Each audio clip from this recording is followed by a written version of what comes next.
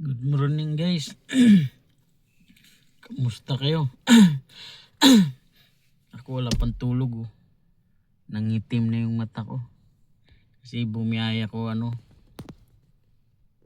kagabi alas 10 kasi coding ko. Tapos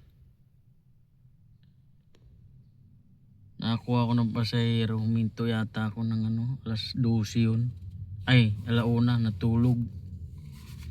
Tapos alas 3 bumalik ako.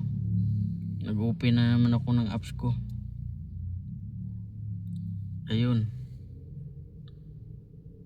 Hanggang ngayon nag-offline na ako kasi medyo antok-antukan na. Kaya kung sinong gustong magpati dyan, message nyo lang ako. Hatid ko kayo. Yun lang guys. Thank you so much sa inyong lahat.